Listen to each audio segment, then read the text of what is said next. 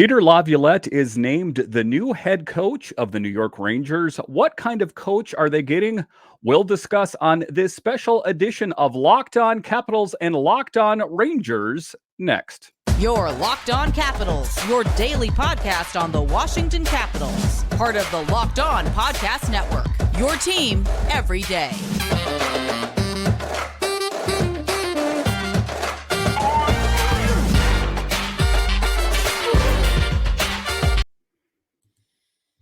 We've got a special crossover edition of Locked On New York Rangers and Locked On Washington Capitals. We are teaming up with Dan Holme of Locked On Caps to discuss Peter Laviolette's tenure with the Capitals, as well as what the future holds for each of these two teams. All that and much, much more on today's episode of Locked On Rangers and Locked On Caps. All right, welcome back, Ranger fans and Capital fans. Once again, a very special crossover edition here today. This is Jon Chik with Locked On New York Rangers, joined by Dan Holme of Locked On Washington Capitals. And we just want to let everybody know before we get started here that today's episode of Locked On Rangers and Locked On Caps is brought to you by Game Time. Download the Game Time app, create an account, and use code LOCKEDONNHL for $20 off your first purchase. And Dan, pleasure to be doing this. Our first crossover episode together here, and no better time than, with the Rangers about to announce Peter Laviolette as a new head coach, the introductory presser and everything. And I want to talk to you because obviously Laviolette, his most recent tenure was with the Capitals, and, a little bit up and down. I feel like with the Rangers right now, there's a feeling among the fan base this is a very safe hire.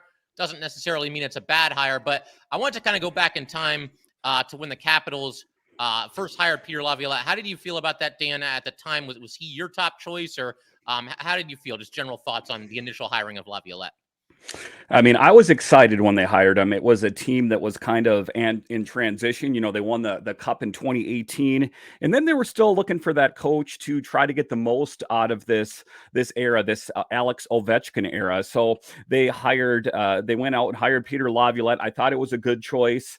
And then you take a look at it; he is 8th all time in wins. So I mean, these guys don't necessarily grow on trees. So I was happy that they were able to get him on this team. Yeah, he's a little higher up there on some all-time lists than you might initially think. But, he's done a lot of winning and taken 3 different teams to the Stanley Cup Finals. And, when I was looking at potential new coaches for the Rangers, I knew he had a good record, but it's very impressive. I mean, he's pretty much won just about everywhere. But, with the Capitals, obviously 3 seasons there for Laviolette, make the playoffs the first 2 years, but they go out in the first round both times. And this most recent season, they missed the playoffs altogether. So, very broad question here, but, why do you think that maybe it just didn't work out between Laviolette and the Capitals, during his 3 seasons there? Well, towards the end, I think that he ultimately lost the room just because of his coaching style, his reluctance to want to get younger. That is some of the things that are often said about him. But an interesting thing that I'd heard about it is he said that obviously you didn't pay attention to my history because I integrated a lot of young players when I played it or when I was the coach of Nashville. But just this past season, I guess I would say the myriad of injuries. This Capitals team was missing a lot of players, most notably Tom Wilson, John Carlson, and Nick Backstrom for good chunks of the season. 3 huge pieces to this team. So to try and plug and play players from AHL affiliate Hershey Bears had some kind of mixed results. There was never any cohesiveness between the lines in the D pairings there. So I think it was a team that was kind of disjointed. And then also when he came here, he was up against it right away when it came to COVID. So that was always my assessment of Peter Laviolette, is the writing was kind of on the walls. I knew that there was going to be a change. It was going to need to be made here. This was the first time they missed the playoffs since 2014. This team, kind of like a lot like the Rangers, has a pedigree of making it to the playoffs and doing big things. But, that was my tough assessment on Peter Laviolette, is I wish they would have given him another opportunity just based on those facts of all the injuries, based on all the facts of COVID and how he was kind of up against it the entire time. But for this team to miss the playoffs, I think that was too much for GM Brian McClellan, who in a lot of ways, I think his job is on the line based on the next head coach. And we'll talk about that a little bit later. So for this mandate to win, and ultimately they didn't get their objective, and it was to even make it to the playoffs, period. Yeah, that was actually going to be one of my next couple of questions here. But just to confirm, if it was up to you, Laviolette maybe gets, I know his contract was running out, but, that happens all the time with coaches, and you can always, come to an agreement to keep somebody in town if you want them there. But yeah, if it was up for you, I mean, does Laviolette get a mulligan for what happened this past season? You mentioned all the injuries to all the veterans and all the leaders in that room. A lot of really important players missed some significant time. So, I mean, if it's up to you, Dan, you're the GM. Do you bring him back for at least one more season, Peter Laviolette? Speaking personally, I would have. I think he's a great coach. I mean, again, his reputation precedes him. He's the winningest U.S. born coach. He's ranked number 3 in all active coaches out there. So again, these guys don't grow on trees, and his resume, like I said, speaks for itself. So I would have given him another opportunity. But the thing that I thought to myself, just looking at Peter Laviolette, the man, removing him from the capital situation, is I'm like, he's going to find a job somewhere else. It's not like this guy kind of backed into a head coaching position. This guy has been killing it on every level all through his head coaching, winning a Stanley Cup in 2004 with the Hurricanes here. So I had no doubt. But, to answer your question, I would have brought him back at least for one more year, see what this team looked like with Wilson, Backstrom, and Carlson ostensibly in the lineup as long as they don't get injured again, to just give him, his fair due. For sure. And, you mentioned something a minute ago about him, working with young players and how he had success with that at Nashville. That team was very young when they went to the Stanley Cup Finals under Peter Laviolette. And I want to ask you about that in more detail in just a second. But first, Dan, I think we should let everybody know that today's episode of Locked On Rangers and Locked On Capitals is brought to you by Game Time. Buying tickets to your favorite events should not be stressful. Game Time is the fast and easy way to buy tickets for all the sports, music, comedy, and theater near you. With killer deals on last-minute tickets and their best price guarantee, you can stop stressing over the tickets and start getting hyped for all the fun that you are about to have. Game Time is the place for last-minute ticket deals. Forget planning months in advance. Game Time has deals on tickets right up to the day of the event. Get exclusive flash deals on tickets for football, basketball, baseball, concerts, comedy, theater, and more. The Game Time guarantee means you will always get the best price. If you find tickets in the same section and row for less, Game Time will credit you 110% of the difference. It's the fastest growing ticketing app in the country for a reason. Get images of your seat before you buy so you know exactly what to expect when you arrive. Snag the tickets without the stress with Game Time. Download the Game Time app, create an account, and use code LOCKEDONNHL for $20 off your first purchase. Terms apply. Again, create an account and redeem code LOCKEDONNHL for $20 off. Download Game Time today. Last minute tickets, lowest price, guaranteed. And Dan and I would certainly like to thank everybody for making Locked On Rangers and Locked On Capitals your first listen every day. Both shows free and available on all platforms, including YouTube. And Dan, to just kind of get back to the Laviolette discussions here, I mentioned this just a second ago, but obviously the Caps have had kind of a veteran team this last handful of seasons here. A lot of the core from that team that won a championship a few years ago still in place. Were there any success stories, or how did Laviolette do with some of the young players that the Capitals have had, over the years that he coached there? I mean, he definitely has helped out a lot of the career, most notably Dylan Strome, who they kind of picked up as a player to replace Nick Backstrom during his hip resurfacing procedure. He came here and just kind of lit it up and kind of really solidified his spot on this team. And one of the things that Peter Laviolette did is take his game to the next level. He kind of entrusted him with more responsibility, and he took that responsibility and ran with it. So I think that, he can work with your team as well, with the veterans, and kind of subtract the rookie part of it. I think that there was a mandate on him to get wins ultimately at the end of the day, and I think that Peter Laviolette did the best with what he had on this team, and it was a team that was injured for a lion's share of the season. Yeah, it's interesting because, I mentioned this a second ago too, very briefly, but I went back and I looked at some of the rosters that Peter Laviolette has had, and I really focused in on the 3 teams that he took to the Stanley Cup Finals. And it really is interesting. They mostly were young teams, or at least had a good amount of young players. And, a lot of them went on to great careers. Some of them are still playing even today and still doing a great job in this league. So, that was one thing that I think pleasantly surprised me as far as Peter Laviolette, the fairly strong track record that he has with young players, developing them and seemingly getting the most out of them. But I actually wanted to ask you a question about the veterans, because there's some, I guess, concern from Ranger fans, or some uneasiness about, Peter Laviolette, very fiery personality, very demanding coach. He's a no nonsense kind of guy. And then you've got players on the Rangers, veterans like Mika Zibanejad, Chris Kreider, Artemi Panarin. They're all leaders in their own right, but they're not exactly, I think the term I've been seeing a lot is fire and brimstone kind of players, yelling and screaming and everything. So I'm just wondering, like, how did his personality mesh with, the Ovechkins, the Backstroms, the Carlsons, et cetera, all the veterans and the mainstays on that team? On breakdown day, they all asked all the players what they thought of Peter Laviolette, and I didn't hear anything disparaging about it. That could have been a good opportunity since everyone kind of knew Peter Laviolette was out the door, that they kind of really put the dagger to him, but no one did. Everyone spoke glowingly of him, most notably Ovechkin, Wilson, Backstrom, kind of the pillars of this team, John Carlson. I don't think that he ever had any issues in general, but I think that if there was the dig, it was the youth thing. But as far as Ovechkin and the veterans, he always had a good rapport. And I mean, just take a look at this last season and all that Alex Ovechkin did, moving past all those milestones. And Peter Laviolette can use that as one of his feathers in his hat, as he was the head coach while Alex Ovechkin was breaking all those records. So, but I think that he had a good rapport with a lot of the veterans. The only thing that I heard negatively was by Dmitry Orlov after he was traded out, that he was kind of, didn't understand why he had the lineups quite the way they did. But I'm going to say in total, if I'm going to paint this with a broad brush, the team overall liked Peter Laviolette. It's just he was kind of dealt a bad hand. It's interesting to hear you say that they kind of went to bat for him, toward the end of the season for the most part. I mean, you mentioned Orlov, but that's just one player. With the Rangers, nobody said anything bad about Gerard Gallant at the end of this past season.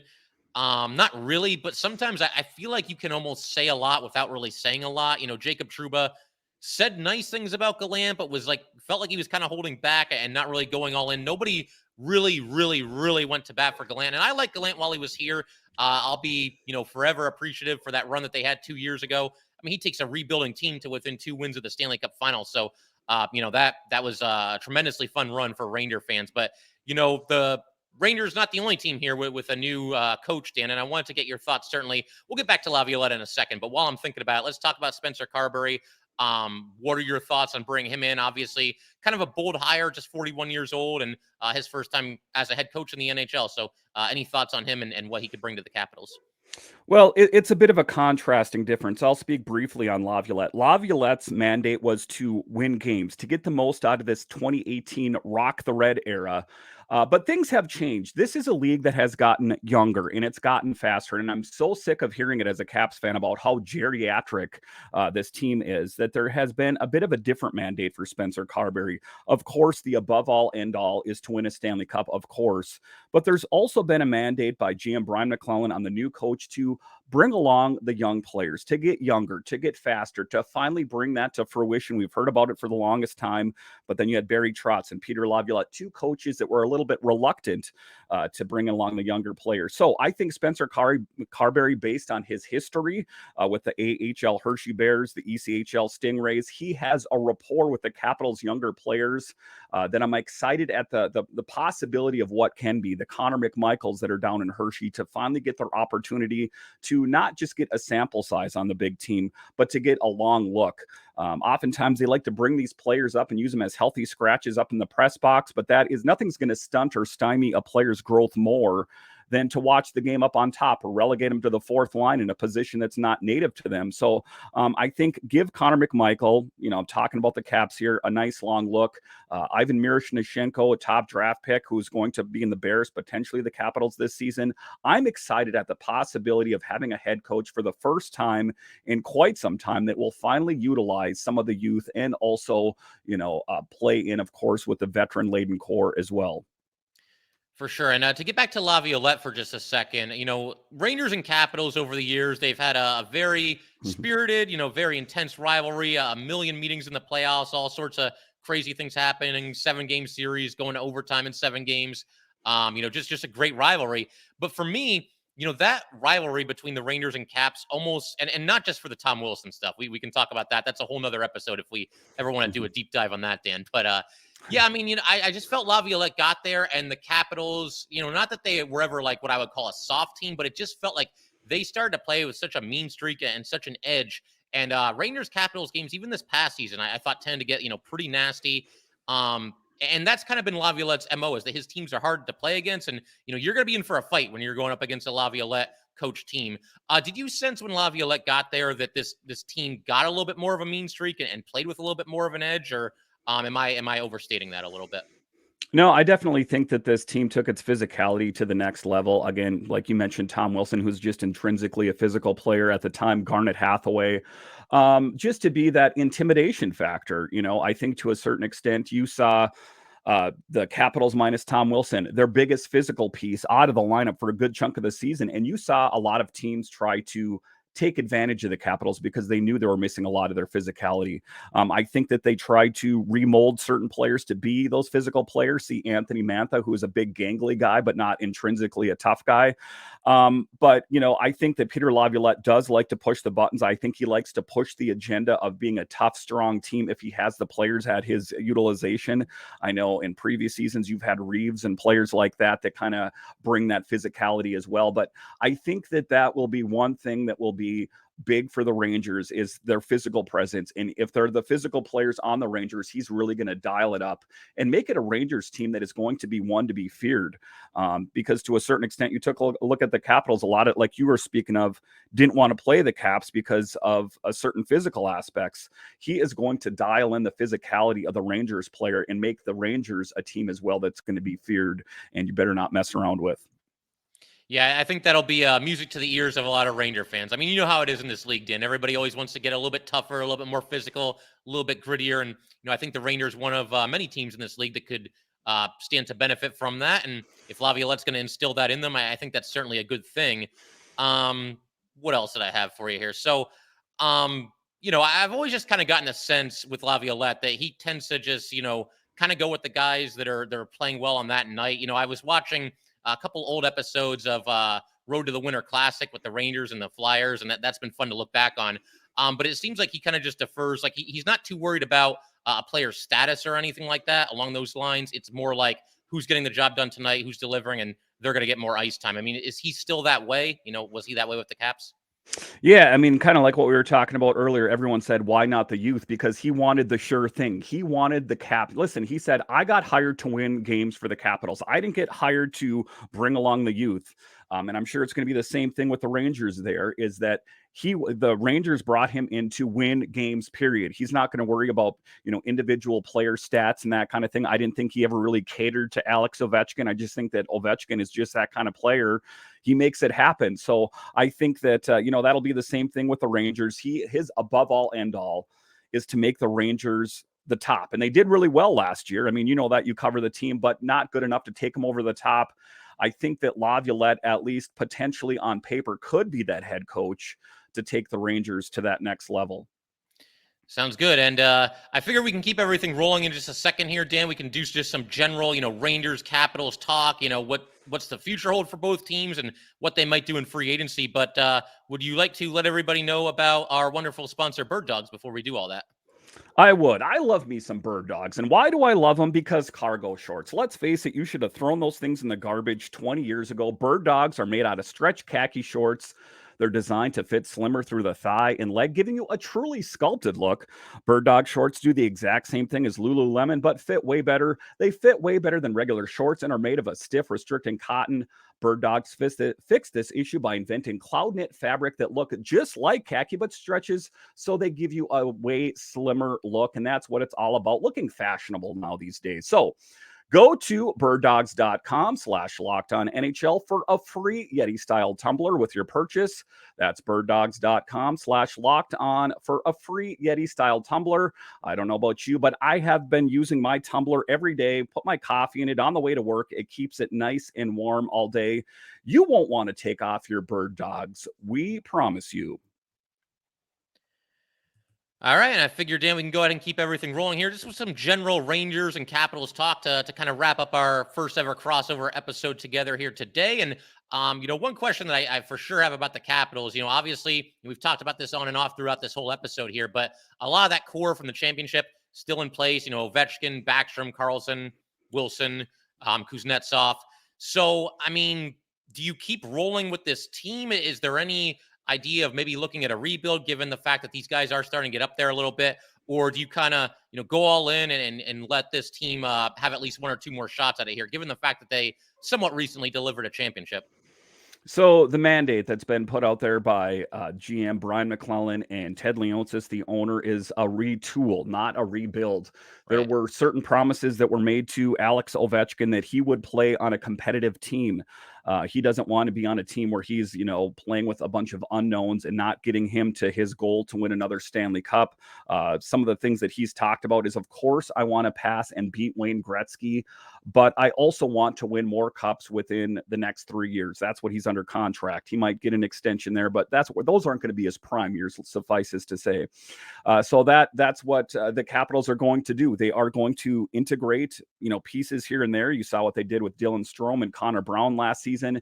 Then there was the mid-season acquisitions of Sonny Milano and different players like that during the season. So I think that you are going to add small pieces, not anything major. You're not going to see a tear down to the studs rebuild, at least until Alex Ovechkin is done. And Brian McClellan has done a pretty good job kind of taking these players that are kind of unknowns or diamonds in the rough.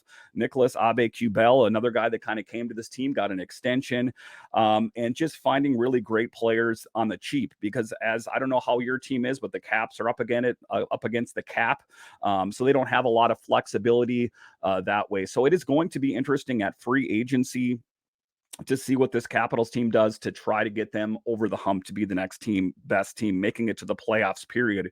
One of the interesting things is everyone talked about, are they going to be able to make it past the first round? As it turns out, the Capitals didn't make it to the playoffs, period.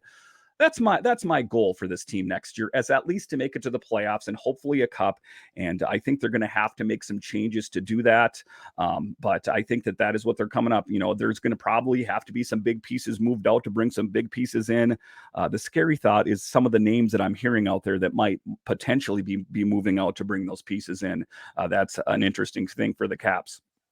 Yeah, for sure. I think the Rangers and Caps are in similar situations in that both teams are pretty tight up against the salary cap right now. And, there'll be some patchwork in free agency, but I don't think you're going to see either team do anything, ridiculously splashy. And, you mentioned just making the playoffs. That's something that I preach on my show all the time is that, right when we think we know what's going to happen next in this league, we get the Florida Panthers knocking out the Bruins and making it all the way to the Stanley Cup Finals. Or, years ago, it's not that long ago, maybe like 5 or 6 years ago, we get the Blue Jackets sweeping the Lightning right out of the playoffs. We get the Canadians going to the Stanley Cup Finals. So you just never know. When you get into the dance, for sure, anything can happen. As far as the Capitals, though, there was one player that played for them the last handful of seasons, was traded near the deadline this year, and that's Garnet Hathaway.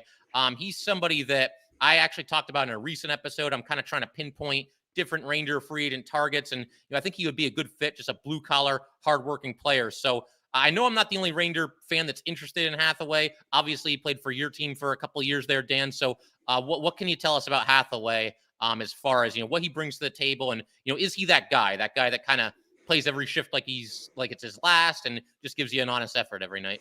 He leaves it all out on the ice. And if the Rangers are lucky enough to get Garnet Hathaway, you're getting one heck of a hockey player. He is a great player in general, played on the fourth line, kind of a really great Capitals fourth line, along with Nick Dowd, and kind of mix and match different players there. But what you're getting is physicality, but also he brings a certain skill set of just getting under the team's skin. A chirper. Being a good chirper is kind of a subtle talent to have, getting in the ear and just kind of really rattling someone. Sometimes you don't know what they're saying, but you can tell it was something that really irritated him. But he is that physical presence, kind of like a Tom Wilson to a certain extent. But, I don't want to pigeonhole him into being just like this goon. He also is a legitimate great hockey player in general. So I think if the Rangers are looking for a toughness, I think that Garnet Hathaway would definitely fit that bill. And I think that he could be another player that could help take the Rangers over the top if they're looking, especially under a Peter Laviolette, being that there's a rapport there of a physical presence. And I think that oftentimes a physical presence sometimes is bigger than a lot of other things out on the ice. And I think that Garnet Hathaway has that. Yeah, it's hard to know what to expect from free agency this offseason because it's not the most star-laden free agent class that we've ever seen. And so in some ways, maybe that's to the Rangers and Capitals benefits because they don't have a lot of money to spend anyway, and there aren't these star players available. But then again, it's well, there aren't that many great players there. So our team's going to overpay and overextend themselves for somebody like Garnet Hathaway. Does he end up getting the kind of contract that would price out a team like the Rangers. It's going to be very interesting to watch. Is there anybody that for the Capitals that you would like to see them target in free agency? Having looked at the class and everything, anybody that, or even just a type of player that you think that they could stand to add? Well, what they've talked about is adding a top 6 guy, a forward out there, so it's not just Alex Ovechkin scoring goals out there. In previous seasons, we've seen Evgeny Kuznetsov be top 3 in goals, along with Tom Wilson and Alex Ovechkin, respectively, were the top 3 a couple of years ago. I guess I don't know a name in particular. There's a lot of names being swirled out there, but just another guy on the team that could score goals on a regular basis. That's the big thing. Let's face it, the future of Evgeny Kuznetsov is kind of unknown on this team. He has mentioned that he wasn't happy here, that he wanted to leave. Even then, when he was kind of cornered on that, he said that he had no comment. So I think, especially if you potentially could lose someone like an Evgeny Kuznetsov, bringing in someone else that can score the kind of goals that he can when he's playing in top form. But he's another interesting player. Just to talk briefly here on potential trades, as if we didn't get the production from Mantha, we didn't get the production from Kuznetsov. If we could wrap them up in a bow and send them out of town and get someone great, that is what the Capitals would be looking for, something like that there. But the biggest thing, they pretty much took care of the blue line during free agency, or the trade deadline, excuse me. So that is pretty much set for me right now. It's getting another depth forward scorer, someone else that can score goals on a regular basis. It makes sense. I think that'd be a nice addition for the Capitals. I got one more question for you, Dan, and then I figured we can pretty much call it, but we'll definitely do another crossover episode in the future. This has been a ton of fun. But you touched on this briefly. Alex Ovechkin sitting on 822 career goals, 72 behind the great one. Give me a prediction. Does he get there? Does he pass Wayne Gretzky, most all-time goals in this league? Well, he is revered as the Russian machine that never breaks. That's what he said one time. The biggest thing that would potentially hold him back is injury. He's not the kind of player that gets injured too often, but, Father Time is coming for us all, and we've seen him getting injured more and more these past couple seasons. I do think that eventually he will do it. He is projected to do it in the 24-25 season. I really hope that he can do that. If he continues on the pace that he has done, even this last year, I think that it'll happen quite easily. And the interesting thing is, people are talking about, is he already the greatest goal scorer of all time, being that he is playing against goalies that are bigger and that kind of thing. They're, and just better goalies than they were years ago. So Alex Ovechkin is doing it in an era where goalies are much better than they were years ago. Is he the greatest goal scorer of all time? Potentially. But to answer your question, I do think that he can pass Wayne Gretzky. I'm going to stick with that projection of 24-25 season, and it'll be a special day for Ovi and the Caps.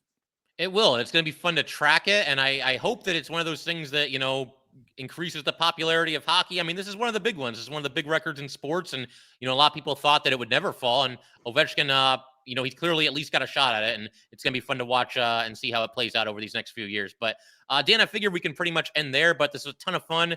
And, I'm all for doing another crossover during the season as long as you're up for it. Absolutely. It was a lot of fun. All right, sounds good. So Ranger fans, Cap fans, thank you guys as always, and we will see you next time.